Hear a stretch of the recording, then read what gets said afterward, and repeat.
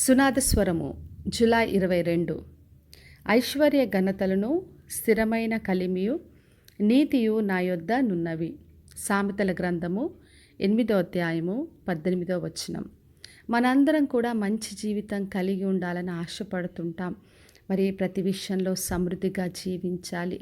మన ప్రియులందరూ కూడా చక్కగా మంచి పేరు సంపాదించాలి. మనము నీతితో నిజాయితీతో జీవించాలి. మరి చిరకాలం మనము దేవుని బిడ్డలుగా గొప్పగా సాక్ష్యం కలిగి ఉండాలని ఆశపడుతుంటాం. అయితే ప్రభు ఈ రోజున వాగ్దానం చేస్తున్నాడు. ఐశ్వర్య ఘనతలను స్థిరమైన కలిమియు నీతియు నా యొద్ద నున్నవని చెప్పి బయలుపరుస్తున్నాడు. మరి ఏది కావాలన్నా మనం దేవునిలోనే పొందుకోగలం. తను మనకు ఐశ్వర్యం ఇచ్చే దేవుడు, ఘనతను కలగచేస్తాడు, స్థిరమైన కలిమినిస్తాడు, తన నీతితో మనల్ని నింపుతాడు. కాబట్టి మనకి ఏది కావాలన్నా దేవుని నుండే మనం పొందుకోగలం. మరి యోసేపు జీవితం మనం చూసినప్పుడు దేవుడు యోసేపునకు తోడుగా ఉండి అన్ని విషయాల్లో వర్ధిల్ల చేశాడు. మరి యోసేపు నాకు ఐశ్వర్యం ఇచ్చాడు, మంచి పేరును ఘనతను కలగచేశాడు. మరి ఆయన ఎంతోమందికి ఆశీర్వాదకరంగా ఉండులాగున దేవుడు దీవించాడు. మరి నీతితో న్యాయంగా నడిచాడు. ఎక్కడ కూడా యోసేపు మరి చెడ్డ మార్గంలో వెళ్ళలేదు. కానీ దేవుడు ఆయనకు తోడుగా ఉన్నందుకు అన్ని విషయాల్లో వర్ధిల్ల చేశాడు. అందుకే మనము దేవుణ్ణి ఆశ్రయించినప్పుడు మనకు ఆయన ఐశ్వర్యమును ఘనతనిస్తాడు. స్థిరంగా ఉండే కలిమితో నింపి తన నీతిని మనకు కలగచేస్తాడు. మరి కొలసేలకు రాసిన పత్రిక 2వ అధ్యాయం 3వ వచనంలో చదివినప్పుడు బుద్ధి జ్ఞానముల యొక్క సర్వ సంపదలు ఆయన యందే గుప్తములై ఉన్నాయని రాయబడింది.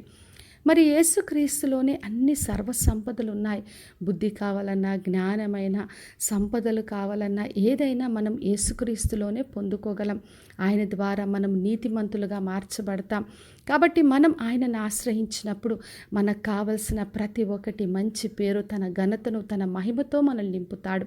కాబట్టి నా ప్రియ సహోదరి సహోదర, ఈ రోజున ఏ అవస్తున్నా దేవుని ఆశ్రయిద్దాం. ఆయన మనకు మరి స్థిరమైన కలిమిని కలగచేసే దేవుడు. మనకు ఐశ్వర్యం ఇస్తాడు, ఘనతనిస్తాడు, తన నీతితో నింపుతాడు.